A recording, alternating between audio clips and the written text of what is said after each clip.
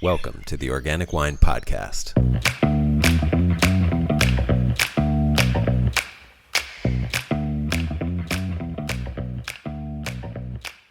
Hello, this is Adam Huss coming to you from Los Angeles. Thanks for listening. My guest for this episode is Todd Cavallo, the vigneron with his partner Crystal Cornish of Wild Ark Farm in the Hudson Valley of New York. This is a dense, practical, and at times technical interview about being a thoughtful, ecological producer of natural wine in the Northeast United States. I was taking notes. Among so many other helpful nuggets in this interview, you're going to get some amazing tips about how to produce a natural Piquette from the guy who started the Piquette revolution. And there are so many things that I love about this conversation. I love that this conversation started with bees, chickens, deer, eagles, beetles, grubs, composted chicken manure, and gardens. Once we begin to understand that the best wine grows from a diverse and vibrant ecosystem, the more we see that these seemingly tertiary topics are actually central to understanding and producing wine. I love that Todd and Crystal are thinking about not planting more grapes, but rather helping established grape producers switch to organic practices. I love that Todd is extremely thoughtful, not just about what kind of sprays he's using in his vineyards, but who produces those, and how often they must be applied, and what that means for his carbon footprint, and how to spray more effectively. I love Todd's emphasis on using local ingredients, including promoting the use of local materials for fermentation vessels, which actually involved us in a discussion about the American chestnut, which if you haven't heard, this will be a great intro to what has been called the greatest ecological disaster in history. That's just a teaser. If you have any comments or questions about this or any other interview, please email them to info@centraliswine.com. That's info@centralas wine.com. I'd love to hear from you. And I don't often mention this, but please give this podcast a rating or a review. It would be a big help and a free way for you to support my ability to bring you more great programming. Enjoy. Todd, welcome to the podcast. Thanks for doing this. Yeah, thanks for having me. Good morning. I mean, it's morning for me. It's still morning for you. Still morning here. Yeah. Where are you? I am in the mid-Hudson Valley of New York, about an hour and a half north of the city on the west side of the Hudson River, between Middletown and Newburgh. I always say those are the closest large cities. Got it. Are those cities? Middletown and Newburgh? Towns, cities. Burgs. Burgs, yeah. Newburgh is fairly large. They're both pretty large, and they have a metropolis kind of downtown. So I would call them cities. Okay. And can you describe Wild Ark Farm? And Yeah. Yeah, I mean, just what it looks like. What the farm is like. What you got going on there? We are a small farm. We're about 9.5 acres. It was a part of a larger agricultural tract of land here that was an alfalfa farm for 100 years. Most recently, for the last 20 years before we moved here, it was a perennial nursery. So when we bought the property, there was a number of hoop houses uncovered on the property. There were 10 in the front and 12 in the back that were just starting to be overgrown with native flora. So that's where the name Wild Ark actually originally came from. Because I was going to ask the ark of the hoop house. Yeah, exactly. And then all the native species kind of taking them over. And we have since taken about a dozen of those hoop houses down to make room for our little 1 acre experimental vineyard. Which is now planted mostly to hybrids, Itasca, Itasca, Aramella, Arundel, and then a little bit of La Crescent and a tiny block of Pinot Noir. And then behind that, there's a 3/4 acre food forest / permaculture orchard. Where we've got fruit and nut trees and a bunch of berry bushes and things that are growing in the understory that we use for herbs and for teas and tinctures and all the other stuff that we wanted to do, but got caught up making wine and cider. And then also, we have chickens and bees now. A small flock of chickens, about 30, and some of them are just starting to produce. And then we had one beehive that was our experiment this year to try. And then our neighbors called because they had a swarm in one of their hedges, and Crystal went over like the new bee pro that she is and captured the swarm, and we rehomed them in a second hive back by the orchard. So we got a couple beehives. We're not Nice. taking honey from them yet because the keeping them alive the first winter in our cooler Right. climate is kind of the number one challenge. So we let them build their stores of honey and have insulated them well for the winter, and hopefully they make it through to spring. And then next year we'll expand and start pulling a little bit of honey for ourselves and for our beverage program. Nice. Yeah, Wendy and I have kept bees here in Los Angeles. Just we basically did the if you build it they will come kind of thing. Put hives out and wild Nice. bees moved in, and then yeah, same thing. Once you have the suits, you feel empowered to just help anybody with a swarm of bees in your Yeah, neighborhood. exactly. And you're just like, yeah, I'll come over and get rid of a swarm of bees for you. I'll watch YouTube for a couple minutes and figure it out. Right. Exactly. Yeah, it's fun. Yeah, it's been great. I mean, we're still and we did the same approach. It's like, if you we call it rent, just take a tiny bit of honey, once a month during the summer basically, and then that's it. We make sure that they have plenty to I mean, here it's not near as big of a concern, I'm sure, as you guys have there. And I'm curious about that. What for, for somebody who hasn't kept bees. Are you doing the wild bee thing too, or did you get a queen originally? How did that? So we did. We bought a nuke, I guess they call it, a nucleus for the first hive, Okay, which is a Kenyan top bar hive. That Crystal did all the research, and she's the beekeeper and the chicken master. So got she it. Yeah, knows much more about them than I do. But right. I've picked up in helping out what I can. But yeah, we did buy a nuke for that one, and then the other ones are just wild bees That that wild swarm. we Yeah, captured the swarm. And yeah, if we do expand, we'll probably just be splitting our hives. Yeah, I don't, it's another job, and the more jobs we add without adding more people to do them, the less time we have. So yep. I don't know how much we're going to expand, the bee and the chicken programs, but Yeah, so but far we're well fed. it does feel like it adds something, doesn't it? I mean, Yeah, I should ask that yeah, rather than I would say, we used to say that we're a biodynamic farm, and we still do a number of the biodynamic preparations. Mostly the horsetail tea and the silica sprays, because those are drying and help us with our mildew problems. But I think the bigger picture of what I consider biodynamics to be is that no input farm kind of thing, and that's the goal for us with the chickens. Besides feeding ourselves, is that we're doing the deep litter composting method with the coop, and so we're going to be able to have a really good source of chicken manure for our compost piles that we then use to spread out on our garden beds. And when yeah. we did our testing in our soil for the vineyard and orchard originally, they were a bit low in organic matter and nitrogen, so we spread some chicken manure out on there that we got from another local farm in the early years, but now we'll be able to use ours for all of our soil amendment purposes. So that's a bigger picture reason that we're Yeah, doing it as well. yeah. um, and the idea was eventually to fully free range them in the orchard and the vineyard, and we free ranged the first part of the flock this year for a couple months in the summer, and we had a lot of fox attacks. So Oh, sure. Yeah, when you've got a small flock and you lose one or two birds to foxes or hawks, which is the other problem around here, and actually we've seen bald eagles all season now, which I grew up in New they York never having seen one, and I saw maybe a half dozen this summer. Um, yeah so they heard from the hawks and the foxes yeah, that there yeah. was free Good food. eating at Yeah, Wild Ark Farm. That's the yeah. same joke we made about the deer the first year. We didn't see a bunch of deer. Then we planted a garden, and the next year, literally a family of 12 deer lived in our yard for the whole winter.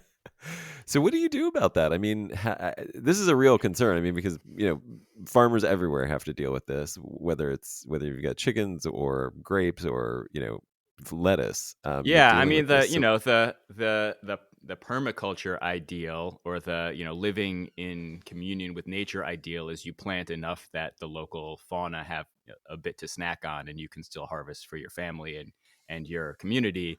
Unfortunately, in the way that development has occurred, especially where we are, we're in what used to be thousands of acres of farmland, and now it's a bunch of smaller plots that are starting to fill up with suburban homes and towns nearby.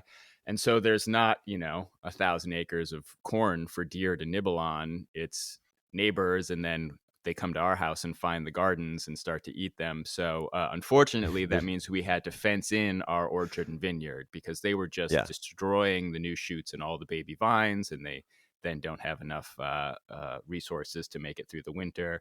So we've got 3 acres in the back that's fenced off that keep the deer out. And then we kind of try not to worry about the rest. We've got a family of rabbits that lives here, and we let them sneak into the hoop house and get strawberries and carrots and whatever else they want to eat.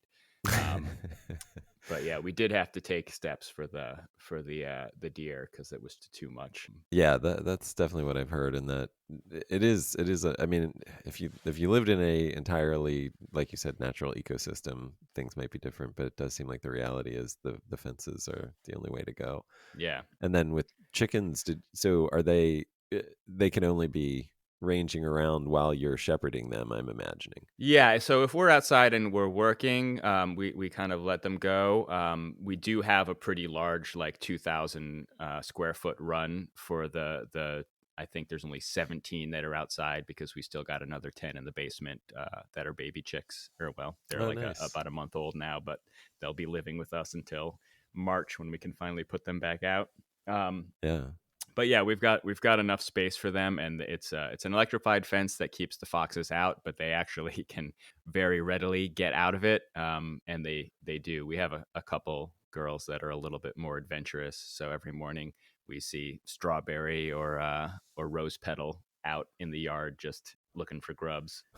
With 17, you know which ones they are, huh? Yeah, we By made the name. mistake of naming them. We have a 4-year-old, and so she loves coming up with the fun names for them. Yeah. Are they different breeds that they're distinctive Yeah, we easily? have Okay. groups of 2 or 3 of most of Got the it. different breeds. Yeah, we Got it. we Yeah. have pretty showbirds with funny leg feathers, and Easter eggers and blue eggers, Great. and Yeah. she can Yeah. she can tell them all apart. Yeah. We have like 5 reds, and Wendy has named them all according to, because Wendy's a librarian, so they're all named according to female authors like Eudora Welty and Octavia Butler and Flannery O'Connor. Amazing. And I have no idea which one is which. Just I can tell. I mean, I know the groups, so I'll say, that's yeah. either Bluey or Bingo. Those are the ones named Right. after her Got favorite it. TV characters, or the rest of them are mostly food: strawberry, marshmallow, bagel, leche flan. Oh, nice. Okay, I thought you were gonna say like fricassee, No, whatever. no, non chicken foods. Yeah, Got it. that's nugget. That's chicken wing. That's Right. Buffalo. yeah.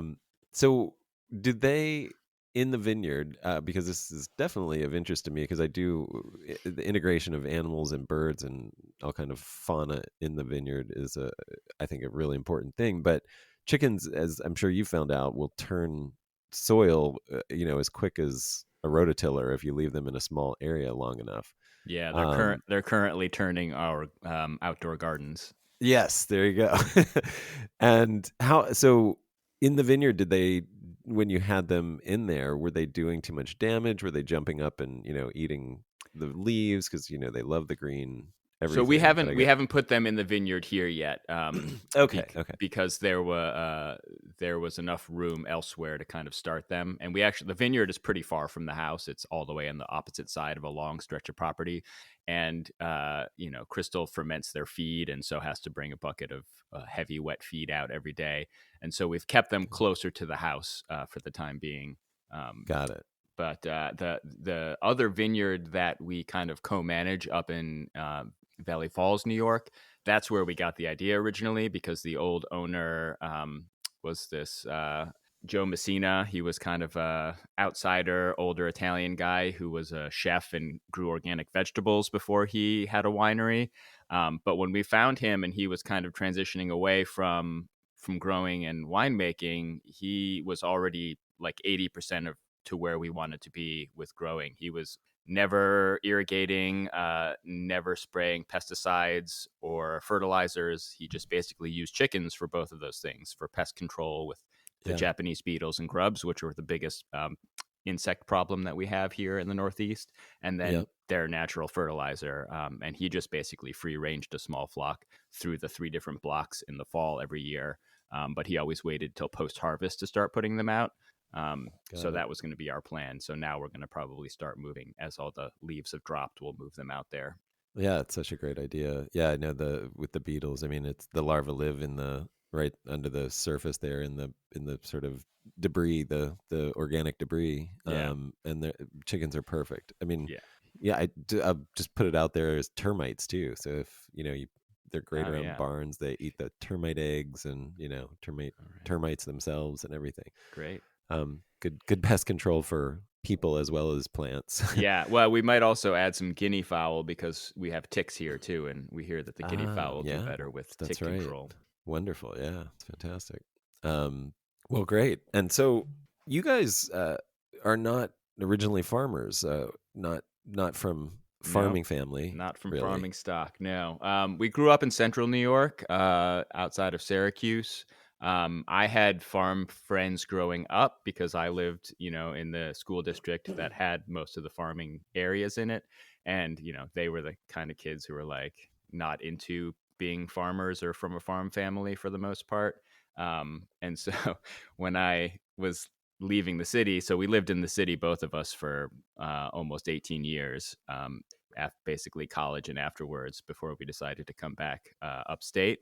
And when I was coming up here and talking to my friends who grew up in farm families, they were like, no, don't do it. Don't farm. You don't want to do that. um, and so, yeah, we had no experience with agriculture. We did have, we grew tomatoes and peppers and herbs and hops on our fire escape for a few years. And we made kombucha and cider and homebrewed beer in our Brooklyn apartment, as Brooklynites are wont to do.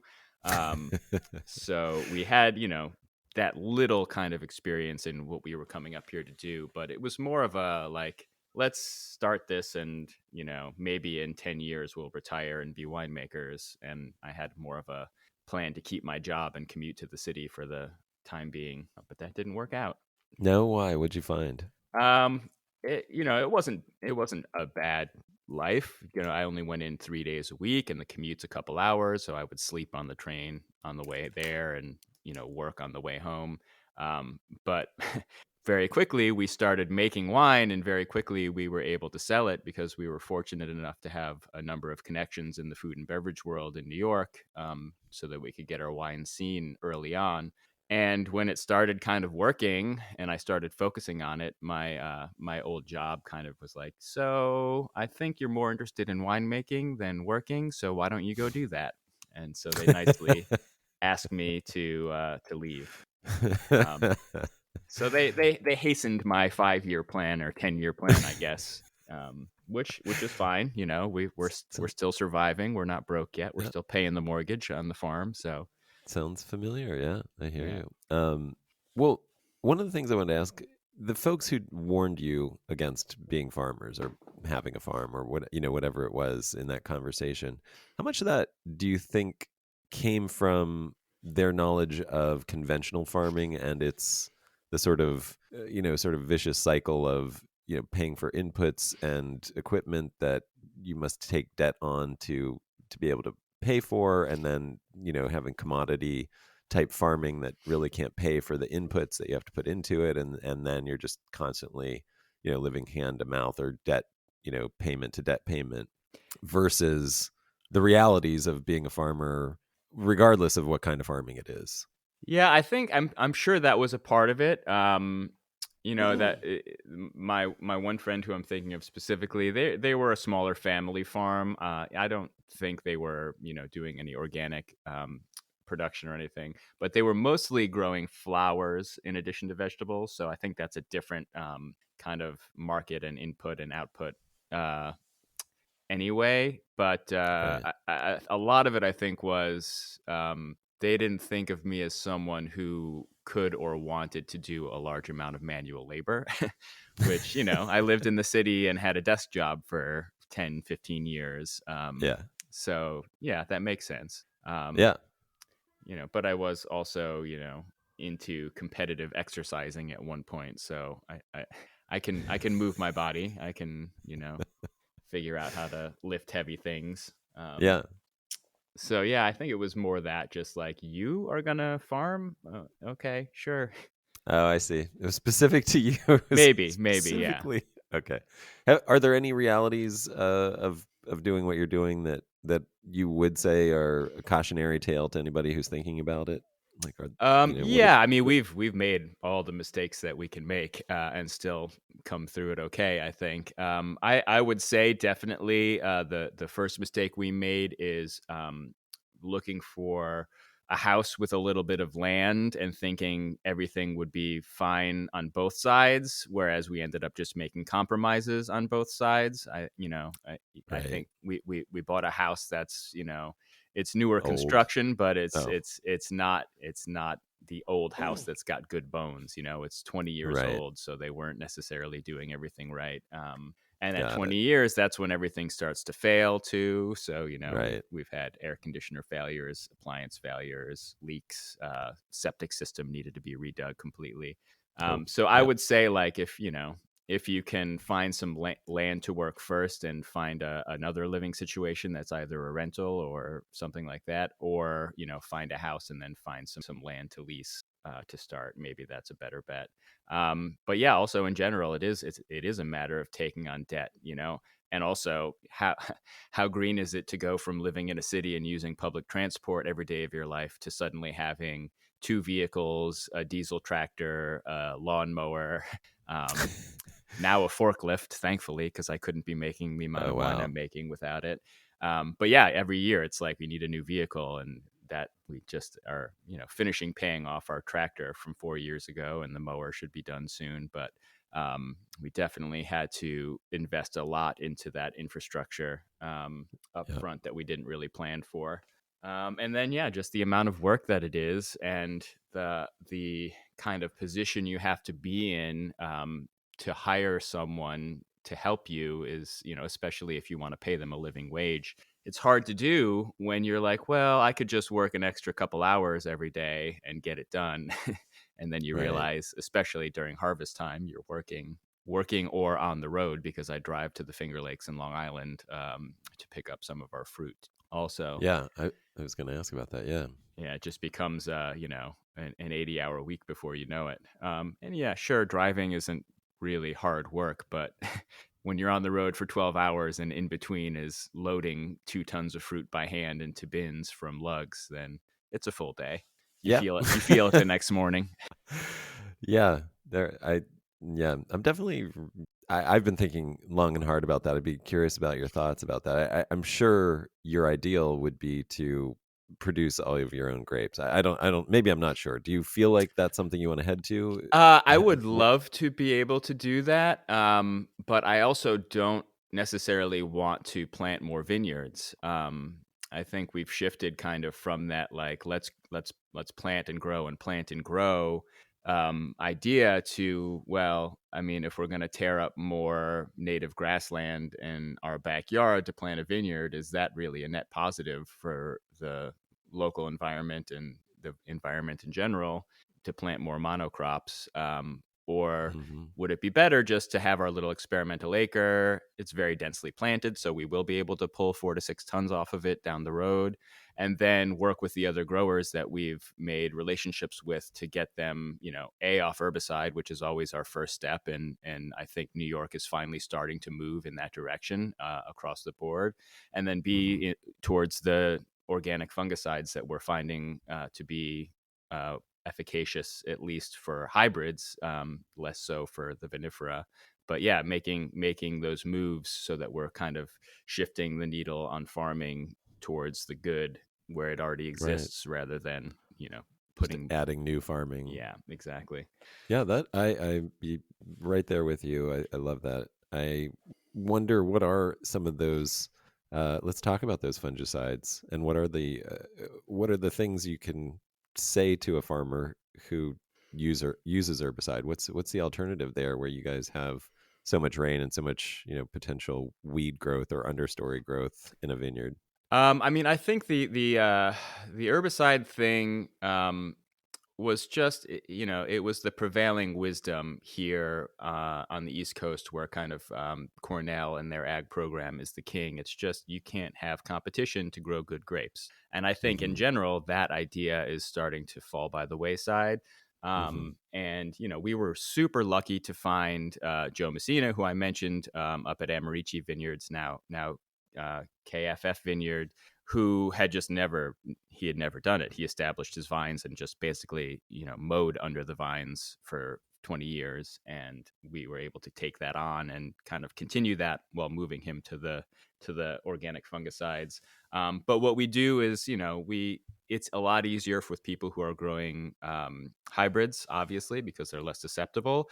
But we Right. say, maybe can you, in the middle of the season, switch to this rotation, which is, we'll still do copper sulfur, but here on our own vineyard and the ones that we help manage, we're spraying, I think, 5% of the maximum per year copper that you can spray to still be considered organic. So we're Mm. keeping those numbers down and doing soil tests every other year to make sure we've got no accumulation.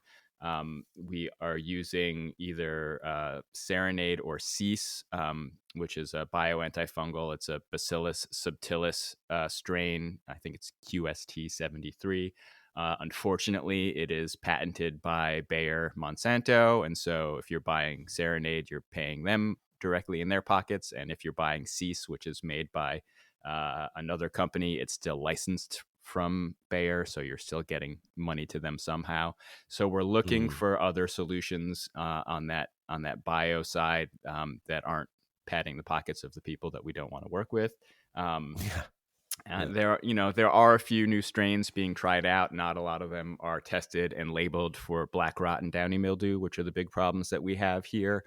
Yeah. So we'll see what happens. But then there are the things like Regalia and Lifeguard, which are just internal antagonists, which kickstart the plant's own defenses. So using those in combination with the other things helps the plants be stronger themselves. And then, like I mentioned, the horsetail tea and the silica sprays are just drying, and after a rain you put those on along with any of the other antifungals and it helps them be a little more efficacious. So that's Is that's that the what you've?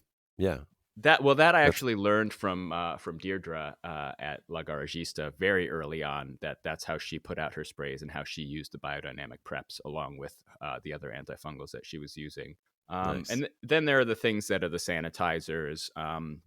Like you can use potassium bicarbonate, which is sold commercially as a bunch of different things. Carbonator is the one that we've used in the past, which just makes the plant surface inhospitable to mildew growth by changing the pH. And then in the other direction, there are the acid and peroxide based things like oxidate, which is peracetic acid and I think hydrogen peroxide. Which Hmm. is basically just it's not a preventative, it's just a curative. It'll kill the spores that are on there and the mildew that's Hmm. currently in contact with them. But none of that stuff lasts. None of that stuff sticks on through a rain very well. So Yeah, it's a you matter had of some serious rotating rain and this, figuring out what uh, uh, works. right, and you had some serious rain this summer. What was that like? Yeah, that was rough. Basically nonstop, 5 days a week, basically for for most of the midsummer season. So that's in my case, that's getting out and spraying every 2 to 3 days, which I understand for someone with 1 acre in their backyard is feasible. Talking to growers that are spraying 20 to 40 to 80 acres, they're not going to be able to do that as often. Plus, if you're looking at the bigger picture of the impact on the environment, is it really better to be burning a bunch of diesel fuel in a tractor to get your sprays out over and over and over again, rather than put something out that may be less great environmentally, um, but you put out once and it sticks around for 2 to 3 weeks, even in the rain, like those systemics. So I Right. mean, that's all to say, like I'm trying to look at the bigger picture of these things. The same argument Yeah. could be made for the weed control. If I'm doing mechanical weed control every 2 weeks and I'm again running a tractor through the vines to do that, is that better for the environment, bigger picture, than strip spraying herbicide once or twice a season? Right. Currently, I still lean in the direction that it is, because I have a tiny tractor that barely uses any fuel. So I'm not like burning, hundreds of gallons of diesel a year, or maybe going through 5 gallons a month.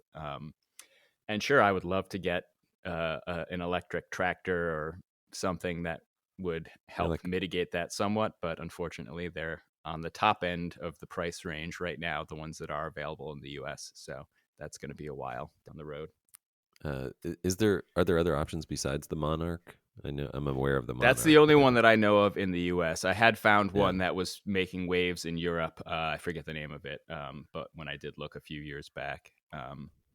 But yeah, that's the only one that I know of so far. Although there's some new studies being done with UV light application for mildew control, and there are some automated robot applicators of those that aren't exactly tractors, but that would Right. basically go out and drive the rows at night by themselves, which Yeah. would be Very amazing. exciting. The things that I've heard about that. I actually am considering doing a whole podcast about that because it does sound.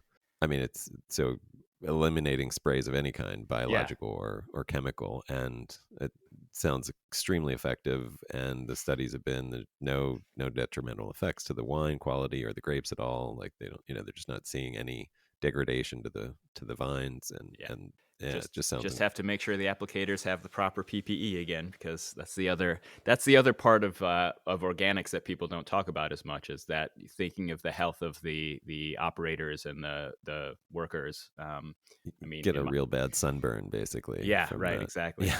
And Just don't also have to. because it's at night, your quality of life is going to suffer because you're like, Right. that night work is just, it is a little weird. I always think about that when we're like harvesting, grapes at 2 a.m. To Yeah, avoid the heat in California. It's like, yeah. well, We don't somebody's have life that. sucks that night. The only night work I've had to do thus far is we will occasionally do some burn barrels in the early spring when we get a late frost, and that's only because I have, of the 75 or so fruit and nut trees that we have planted, everything back there is either standard or semi-standard sized. So like all our apples are on 111 rootstock. Everything's eventually going to be a huge 25-foot tree, but that also means Mm, that they don't flower and produce for the first 5 to 7 years. So mm. as we're about 6 years in now, and things are starting to flower in the spring, when, like, for example, the apricots or the peaches that flower early flower for the first time, and then we get a freeze, I'm like, no way. I'm putting a burn barrel underneath that one tree. I'm saving these fruits. I'm going to Right, get a right. harvest this year. So I do occasionally get out there, 2 to 4 a.m. and burn some of our firewood. Are you?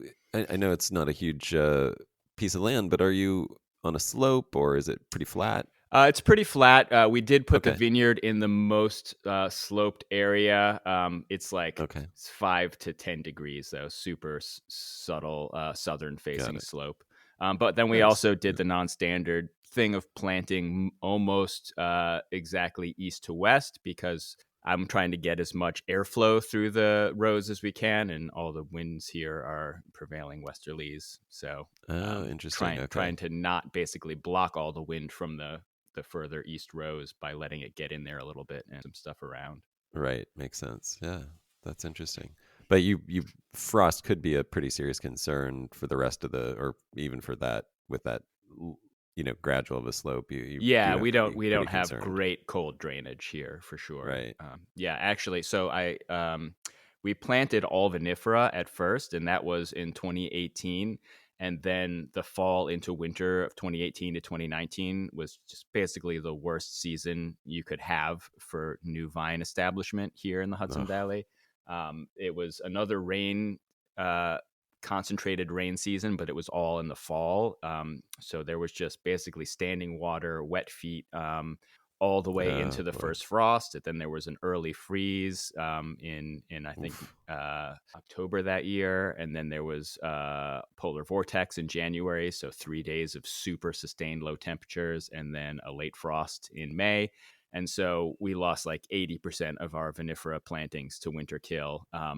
Meanwhile, a friend of ours who planted the same vine stock about 5 minutes up the road, but is like at the crest of an amazingly sloping hill that goes down to a water source, like a stream, kept almost all of his alive because he had better cold drainage. So that's There you one of the go. things we learned. Yep. Would have been nice. But then, yeah, even the other vineyards nearby, like White Cliff, who has 20-year-old vines there, they all died back to the ground, but they had enough root system and carbohydrate reserves to send a new shoot up and train it. But they had no fruit there for 2 seasons after that. So those winters are what's really difficult here for the vinifera stuff. It turns the season into a 12-month season where you actually have to consider what happens over winter as part of the Yeah. growing season. Yeah. Well, let me dig into some of the things that you've just said. So, just going back, if you're driving a tractor through the vineyard when it's wet, which I'm sure it is, if you're getting rain, whatever, 20 out of 30 days, is compaction a concern? It is. I mean, less so because, like I said, we have our tractor is basically like a half step up from a lawn tractor. It's Got not it. very heavy, and the way that we run it in the vineyard, I can kind of move it to one side or the other, so that when we then do hilling up, or if we do the fork to break up the soil for weed control, I can kind of get into the old tire tracks and loosen them up a bit. I think maybe down the road we will have to run a ripper through there every once in a while, but we haven't done Uh-huh. that since we planted. Did you do a traditional sort of vineyard prep where you rip the soil, graded it, that So kind of we thing? did. We ended up. We planted a bunch of stuff by hand the first year in 2017. Uh-huh. Not a bunch, but like 200 As much as you vines. could. Right. Yeah, and then the next year we actually hired a vineyard planting company up here on the East Coast that they basically do most of the machine planting on the whole East Coast. And for that, Got it it. needed to be completely prepped. So we ripped and tilled it then, and that's something I probably wouldn't do again because another of the differences between our planting and our friend's planting is that he hand planted everything and didn't trim the roots from the nursery, whereas we had to trim the roots back to basically about 6 inches so that the machine planter would work with them. Uh, So that's another thing that we learned, is that maybe leaving as much of the root intact as you can. So we did what all did of you the notice? I mean, I don't know. But just in digging up his vines and ours after a year, we each tested one. You hear that when you plant longer roots like that, most of them will die back and they'll grow back from further up the root system. But his roots all had still 18 plus inches down, and ours were not much past the 6 inches we trimmed them to. Oh, wow. So that was one of the thoughts, that the early freeze that froze the topsoil, the top 6 8 inches of soil, if that's where all our roots were, and they were suddenly choked off before they had hardened off for the winter, and his went down below that frost line, and were able to kind of keep things going after that early freeze. That's one of the thoughts that we had that might have kept the difference. And we Right. had we had the guys from Cornell come up here and walk the vineyards with us and walk his, and they're like, I don't know, you just had bad luck. So we're not sure. A lot of Or, this is just conjecture on my yeah, part, yeah, yeah. but Right. you point to the differences, and they all kind of Yeah. add up to, okay, it's got to be one of those things. Well, it brings up the question, and this kind of makes me go back to you've mentioned soil tests a couple times. Do you have a recommendation for a place that you send your soil to? We send ours to Cornell just because they have a soil Okay, lab there that great. gives us good deals as New York ag people. And they have you can all the tests you can do. So Right. originally we just did give us the general rundown of what the medium is, what the growing conditions look like, and then now that we're again testing for copper every couple of years, we're adding some copper and other heavy metal tests to those just to see. Um, Great. Yeah. but yeah, we get, and it's weird because there isn't even in this area, there's not a very singular soil type that you can point to, because most of everything from the Finger Lakes south is glacial till. And so you've got deposits from basically from the the North Pole all the way down through Canada, just dropping off. We dug some stuff up here and dropped it off in your lap. So Right. we do have mostly granite here, and then we're just south of the Shawangunk Ridge, which is a big white like quartz rock face, like the Mm, like the White Cliffs of Dover, but quartz instead of chalk, I guess. right. And so for the most part, I would say we're on decomposed granite. But then we Uh-huh. have, in the front of the vineyard, we have really kind of dense red clay, 12 inches down. And in the back, it's a little bit sandier. It's very weird. There's no Huh. consistency. But, Do you have any like alluvial soils from the Hudson, or are you far enough away from the river we're that it's... far enough away. Yeah, we're about 30 minutes from the river. So, Oh, okay. yeah. Got it. Right on.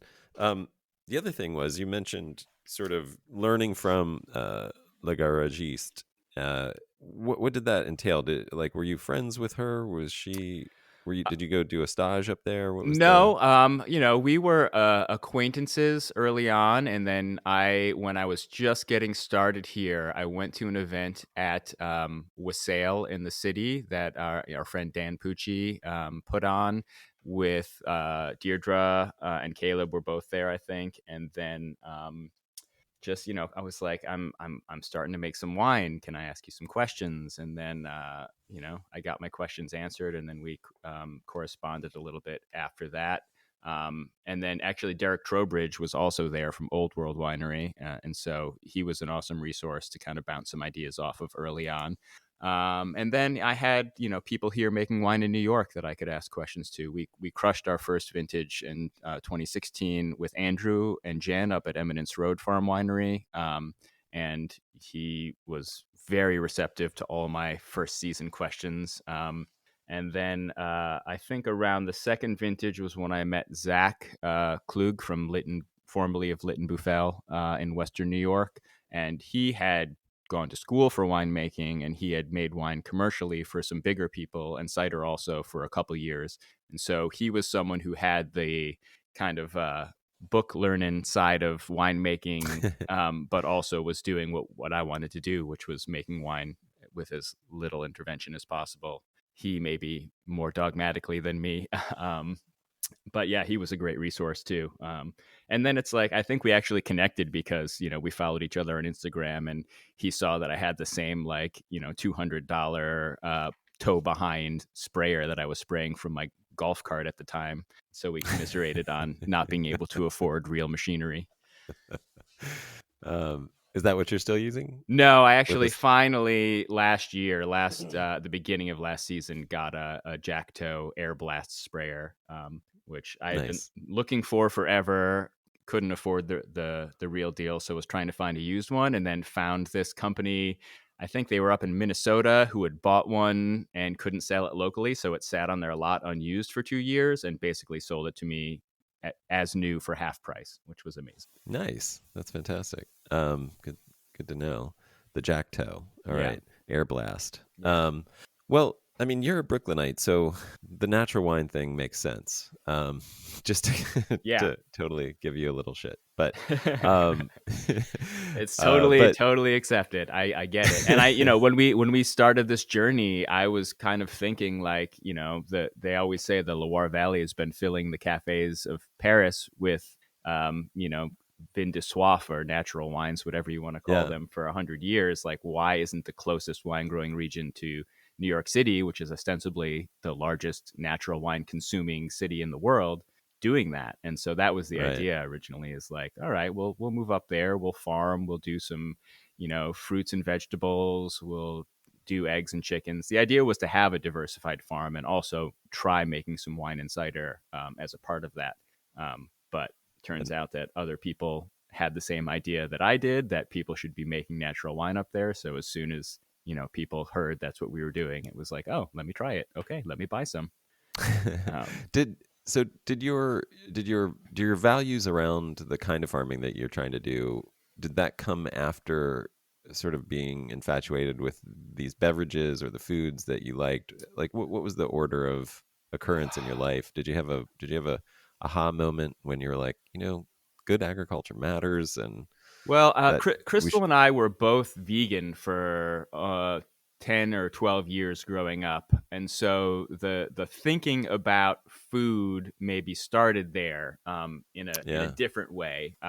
But then, when I did start eating meat, or when we both started eating meat, it was, okay, well, we're going to do this, but we're only going to do it this way. We're going to eat meat that's raised this way. We're not eating fast food. We're not eating, I mean, we're very privileged to be able to make those choices for ourselves, and to, only eat organic produce whenever we can. And so, yeah, we were eating organically before we were drinking natural wine. And I think it's interesting that before we were really into wine, or knew about it, or knew what natural wine was, or that it was a thing, we were going into wine shops, 10 to 15 years ago, asking for biodynamic wines because, we knew what biodynamics was, and Crystal was into, the witchy side of it. And so then once we got more into wine and learning more about the kinds of wine that we liked, we were like, oh, this is like a whole thing with organic and biodynamic growers making wine in a certain way. So I think it kind of all came together from those disparate kind of on entry points. got it. Well, you also, all right. Let's how did Piquette come into your life? You have on your Instagram that you started the Piquette revolution. You want to Yes. talk about that? How did that That's happen? that's a little cheeky. Just You being silly invented about it. Piquettes, right? Right. I went back in time, 2,000 years. So the idea for Piquette existed obviously long before we started making it, and our inclination toward trying it was our friend Tristan Guild, who at the time was working at Kingston Wine Co. He's an idea man, and he's always reading these old books about wine and spirits, and he brought this book called The Red and the White: A History of Wine in 19th Century England and, or sorry, France and Italy. And he's like, oh, check this out. They talk about this thing Piquette in this chapter. You guys ever think about making that? And I had thought about making it because I had actually, the first year, 2016, done a second wash of all the grapes and had the Piquette sitting in barrels until I eventually distilled it. And I had also made Ciderkin, which is the cider version of Piquette that year.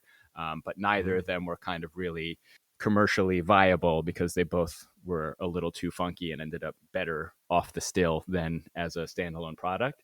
yeah. But then, yeah, I was like, you know what? You're right. We should try to make this work the next year. And so we did a second wash of all of our pomace, and again, just kept it in barrels or tanks. Over the winter. And then in the spring, we bottled it in a dozen different test bottlings with different amounts of tirage. We use local wildflower honey as our kind of tirage for bottle conditioning. So we did, 8, 10, 12 grams per liter to see how it carbonated best. And then we added back percentages of the press wine to it to give it a little bit more body and flavor, and bump the alcohol up closer to 7%, which was both to make it taste better, but also because 7% is the magic percentage where you can still sell it as wine.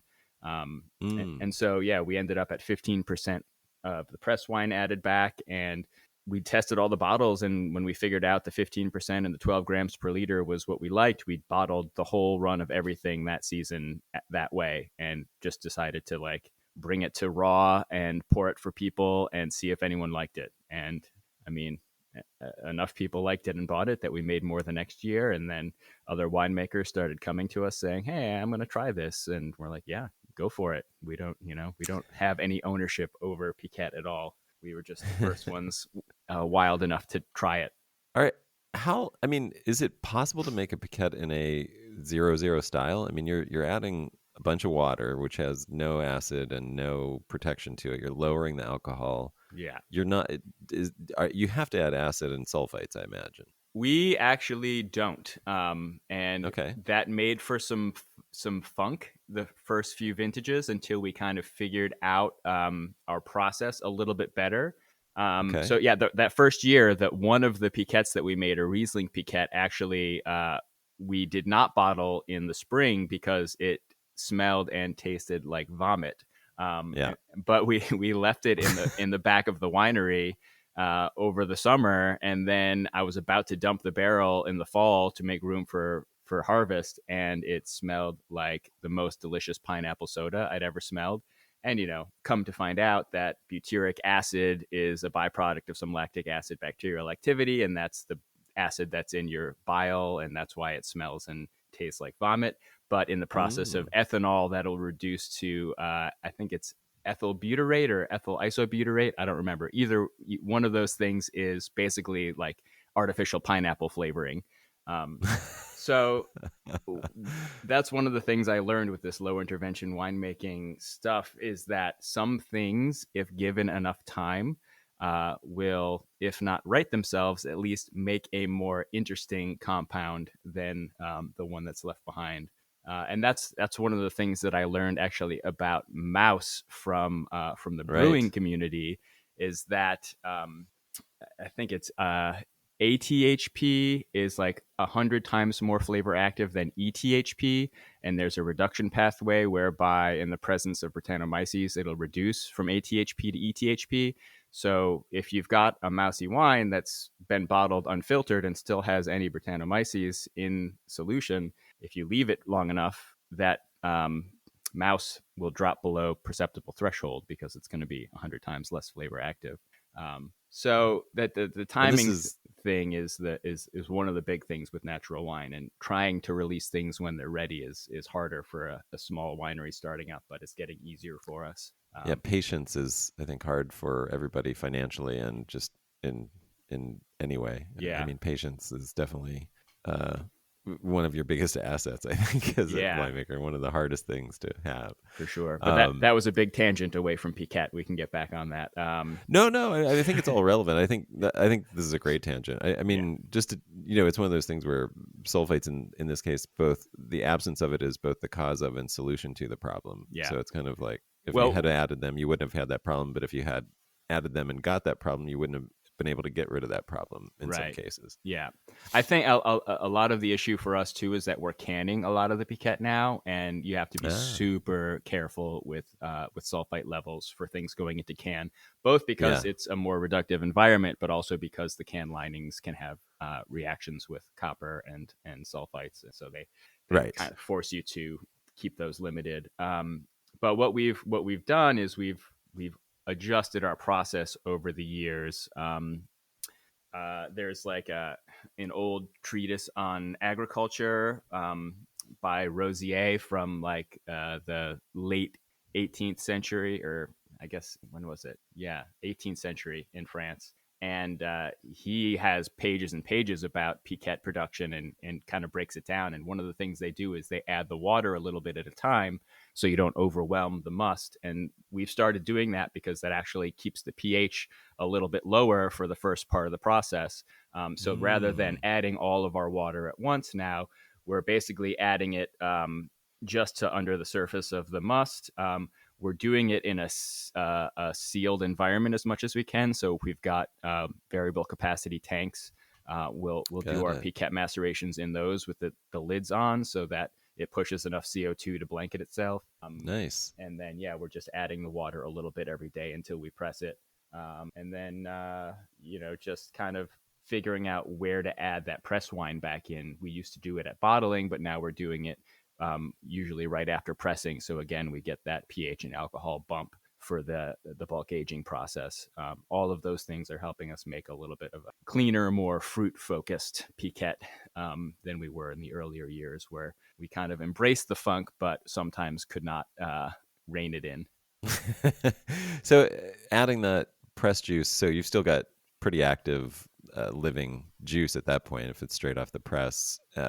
So I'm sure that helps just get things moving as well. Although I'm sure the skins have plenty of everything on it as well. The must is full of all that as well. Yeah. Um, what were those ratios again? What were the? So I we mean, do you had want we to? had about 15% of actual wine back in, and I Right. say it's press juice. Our press isn't super efficient, so we don't really get hard press fractions off of it.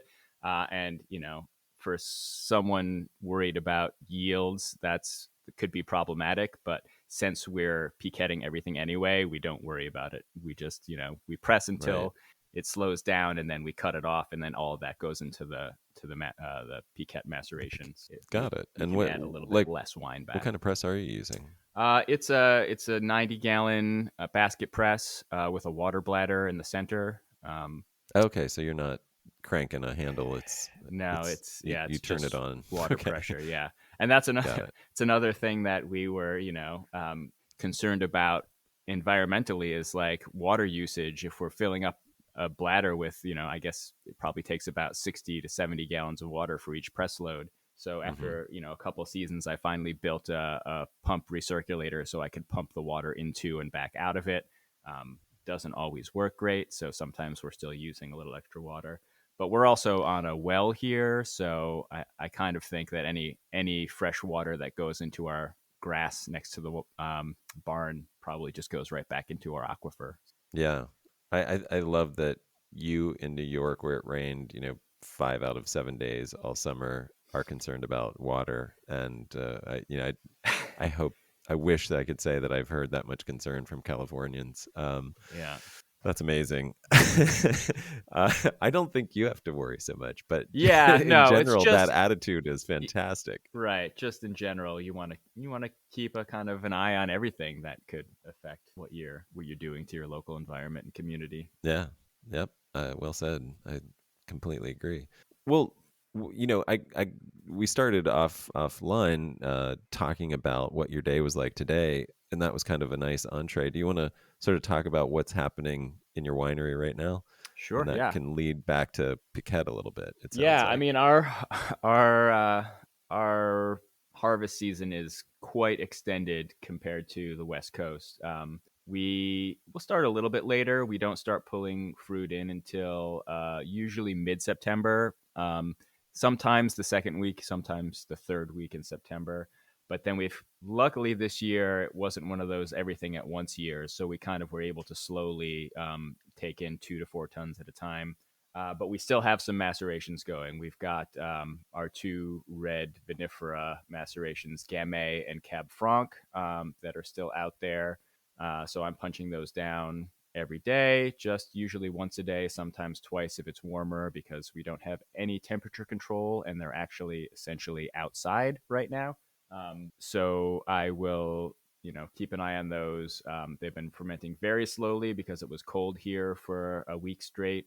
But we also have to time it because apples and cider start around this time. They're a little late this year. We'll start them next week, and I have to make sure that I time the press of the last red Piquette press so that I have the cider ready to go right on it, because we can't really leave any pomace dry for an extended period. Are you, if I interject for a minute, are you a later apple harvest than further north of you? I mean, it seems like you guys are even uh, later than, I follow like Eve Cidery and, We're not, but again, apples are. I mean, there are so many varieties that, right. So variety dependent. Yeah. yeah, Tideman's Red and Early Max will come in September when all the grapes start, and then other stuff. The interesting thing with apples is you don't have to process them as soon as you harvest them, and most people actually like to sweat their apples for a month or Right. more to increase the sugars and get the flavors going a little bit better. Yeah. So a lot of it is just that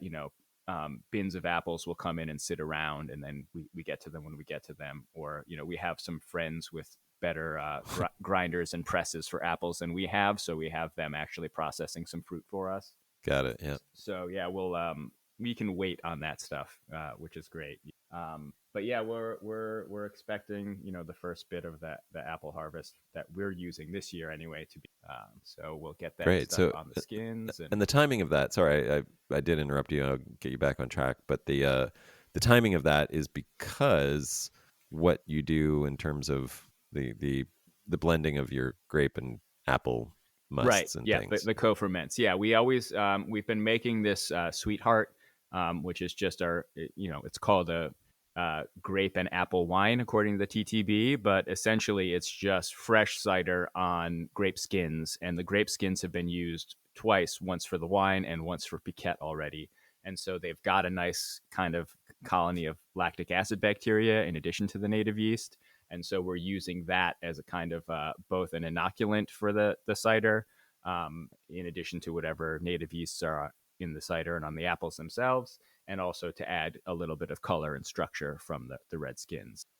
Got And it. and Now, do you want that the lactic acid? I mean, is as I've understood it, and I probably misunderstand it. I hear in cider making, you don't really want MLF to happen. Is that the Uh case here, or that is that that is true. But I would say it's true also in the same way that you don't want it for Riesling or any other number of whites that we make right? and embrace malolactic fermentation. So every time I pour a Riesling at a tasting, I have to explain, like, you're gonna say this tastes like Chardonnay, and that's because it's gone through malolactic fermentation, and there's nothing we can do about that. Everything does that we make. And Got it. So your ciders must be pretty distinctive then, or it's in some cases, more so than others. Like the fall cider that we put out, which spends a year in a combination of neutral oak and chestnut barrels, that definitely gets a much more rounded kind of edge. Sometimes there's an almost like bubblegum thing that happens to the sweetness that oh wow, without enough tartaric or citric or other acids to back it up can be a little bit flat, I guess, flabby on the palate. Um, but in our case, I think it works with this particular blend. Stabinet and Rhode Island Greening Stabinet. It's bittersweet. It's got a lot of that kind of butterscotch, but like dark texture also behind it. And then the nice. greening has enough acid to kind of keep it interesting. But for the most Got it. part, we're using Northern Spy as our base for our Sweetheart and our other ciders that we do for the spring releases. And those are just like acid bombs. So there's always enough acid there to keep it interesting, even at post mallow. And then the Got it. pH also is much higher than the Piquette fermentation. So it, to some degree, it will arrest those lactic acid bacterial colonies because they're not as comfortable at 3.1, 3.2 as they are at 3.5 and above. Gotcha. And are you with these ciders? Are they all sparkling? Are you doing Yeah, any still? we've done one still cider in the past. It's hard to sell cider, and it's even harder to sell still cider. But if we do think that it makes sense to be still, we will bottle it that way and just suck it up and try to force people to buy it. The can cider that we just did for the fall, that Dabinet and Greening, we actually carbonated much less this year. It's like 1.5 volumes rather than closer to 3, which we do for most of the other stuff, because it has texture and structure and doesn't need it as much. It's lightly Got it. carbonated, but almost perlant instead So, of pétillant. what are you doing for can carbonation? Are you We in can fermenting? Yeah, exactly. We do the same thing that Wow. we do Okay. for the bottles, where Got it. the day before, usually the night before canning, sometimes the morning of, depending on how much volume there is to do, we will rack everything to a new tank on top of the tirage, which again is local wildflower honey. We're still buying the honey from other producers because we don't have nearly enough ourselves. Right. Maybe someday we'll do at least 1 or 2 cuvées with our own honey. Are you But diluting that, like cooking we it we don't in with we don't water? cook it because we try. It's actually one of our cheats for the re-fermentation, is especially if things have been aging for a year, and we're not sure Mm, if there's a lot of active yeast left in there. We will keep the honey below 95 degrees so that any native yeast trapped in the honey will actually help the refirm start. So we basically nice. mix it with warm water up to about 90 degrees, about 50-50 by volume. Got So it. so it's like 12 kilograms of honey in a 1,000 liter tank, and then 12, a couple liters of warm water in that to wet it down. Then we put that in the tank, and then we rack on top of that so that it kind of stirs up and blends as it goes. And then I have to Right. drive it 2 hours on the back of a truck to get to the canner, so it mixes up pretty well on the drive too. This is amazing. This is very cool. Did I interrupt you? Were you finished talking about Uh, canning? Okay, I I think think that so. was Yeah, it. yeah. Yeah. Just the Okay. honey tirage. So you are using chestnut barrels. Is that where are you getting those from? I bought 2 chestnut barrels from one of our barrel brokers. We have a New York barrel guy and a California barrel guy that we use for buying mostly neutral French oak barrels. For the most part, we'll buy 4+ year used barrels. But Uh-huh. one year I wanted to play with chestnut barrels for cider. And so I bought a Uh-huh. couple new chestnut barrels. It's one of Uh-huh. those things where I was like, "Ooh, we just sold a vintage. I got a little money. Let me spend, 800, $900, whatever, on a couple barrels. Well, 900 each, I And guess." where do you know where the chestnut was grown? Is it Uh, Spanish? it's French also. It's also French. Okay. Yeah, yeah. I forget the name of the producer. It's a Tonel of Southern. Okay. But yeah, it was that was just a thing that I had read that cider in chestnut was kind of an old school American thing to do, and I wanted to try it. And then actually that year we couldn't get as many apples as we wanted, so I ended up only using one of them for cider, and then one of them has been a red wine barrel since then for our Marquette from that Amarici vineyard. Um, So you used Marquette in new chestnut. How was that?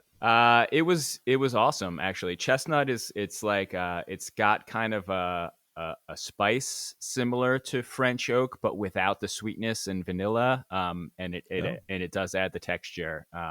is it a little Uh, more tannic impression? yeah, especially when it was new. Less so now. Right. I might end up getting another one down the road because essentially that was one new barrel out of I think we had 6 barrels of Marquette that year. So it was still only a small percentage of the total blend, and then slowly 3 years now with neutral chestnut at this point. Nice. Yeah. But Yeah. then No. yeah, I'm. Go ahead. Sorry. I was gonna say then the other one is we use for that fall cider, the And Dabinet how and was that? Breeding blend, and that's Did you have a preference? I like it for both actually, which is why I'm Great. thinking about maybe getting a few new ones again to put into the rotation. I didn't know you were doing that, but I'm very.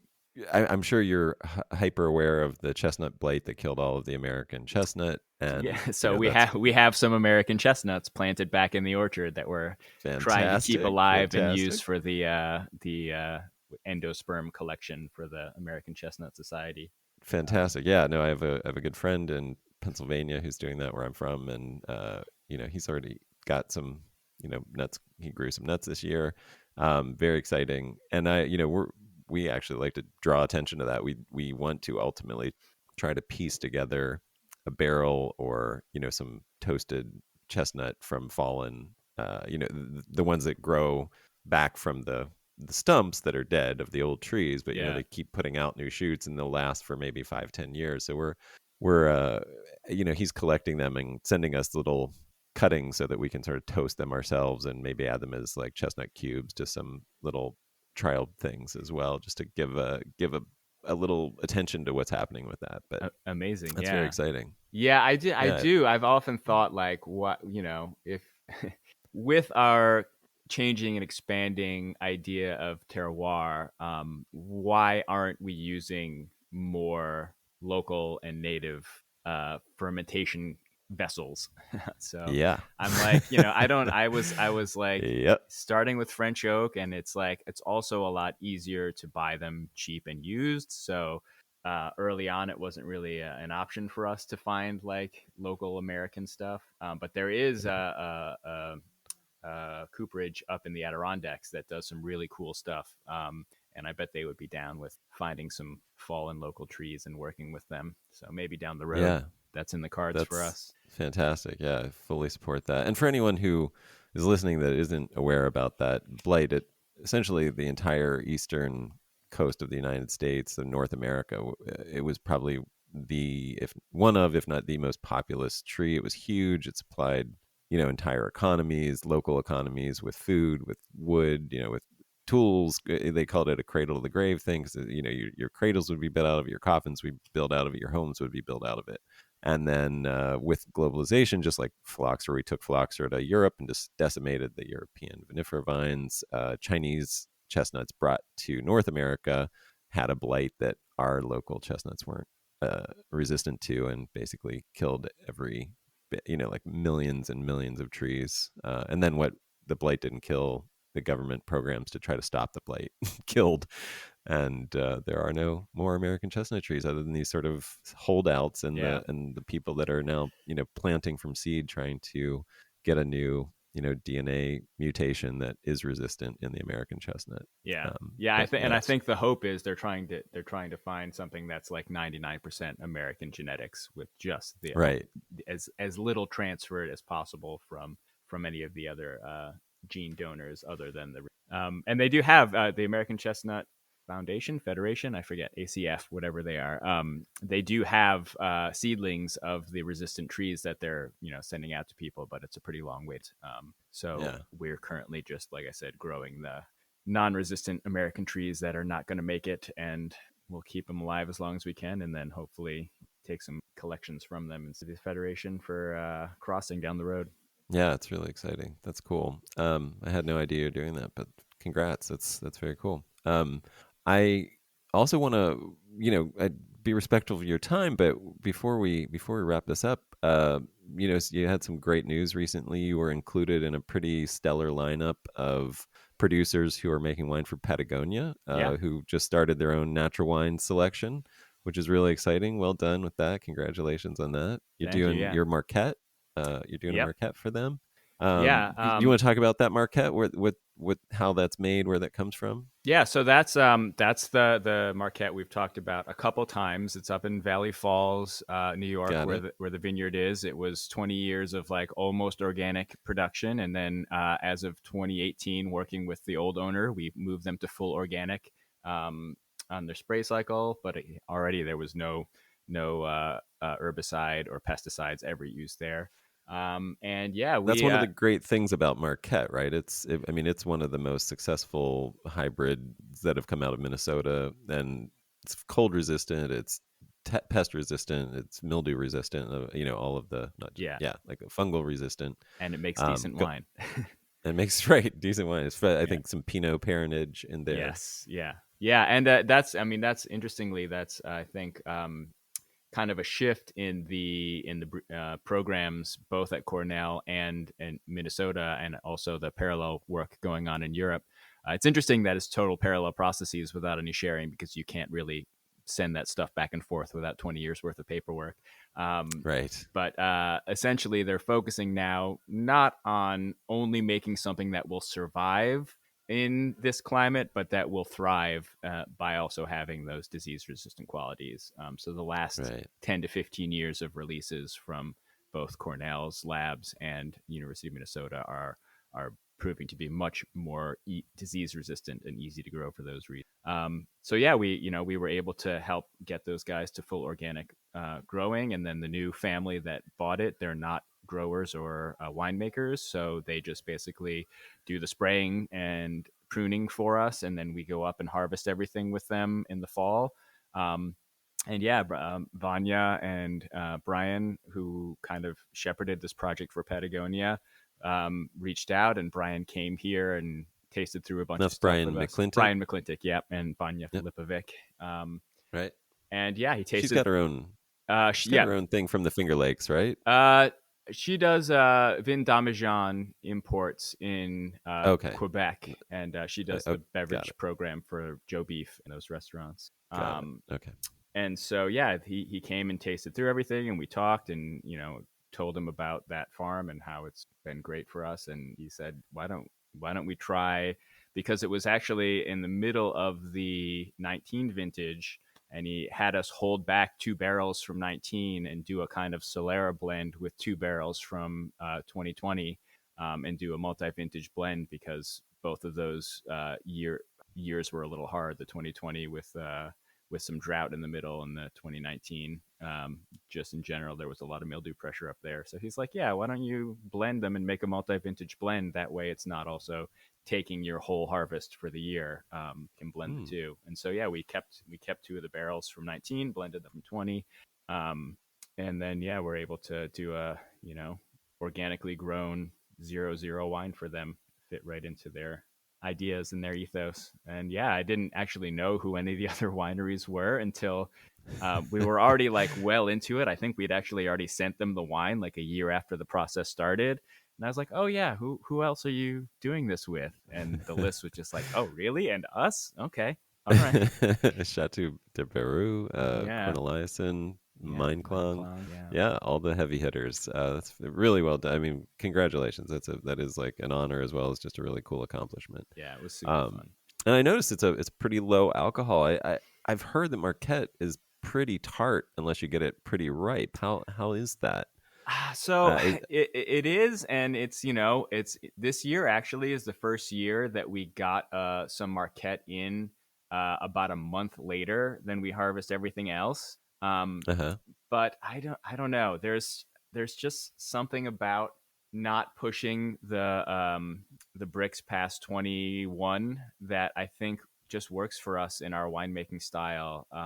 In general, we do a semi-carbonic maceration 5 days up front before we foot tread it, but then we do a 2-week whole cluster maceration, and we've done that for almost all of our reds, not the carbonic, but the whole cluster, or at least 30 to 50% whole cluster stem inclusion, um, Mm-hmm. because those stems are going to drop the pH of that must during the maceration, and I think that's a really good way to temper the high acid we get in our cooler climate. And I won't say that not a lot of people were doing that, but I feel like the prevailing wisdom was that, oh, unless your stems are super ripe, you can't put them in, or you're going to get greenness. And we've never had that problem.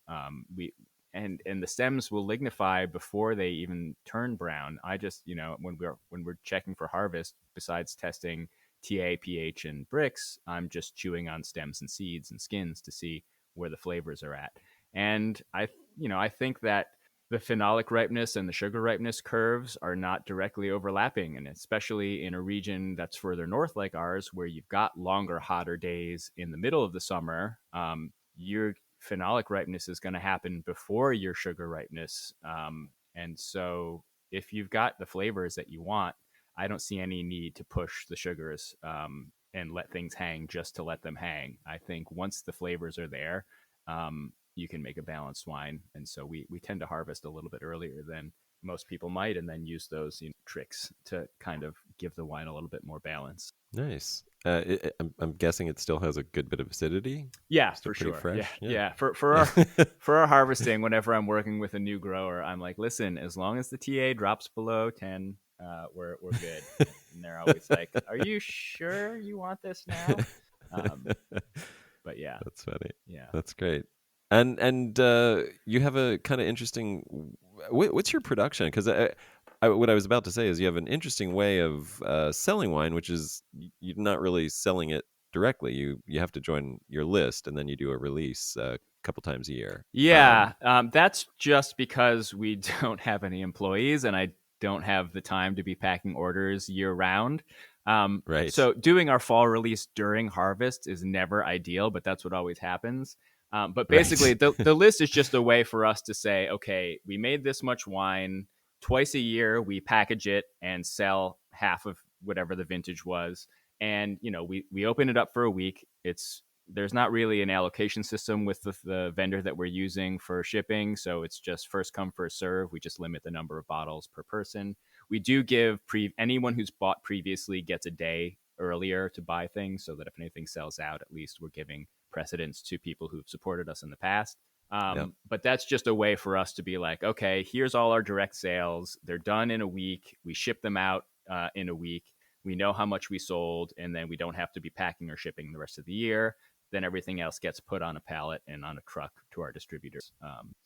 It's worked Got for it. us so far. We've been able to keep about 25% of our sales as we've grown in the direct to consumer portion, which has kept us afloat.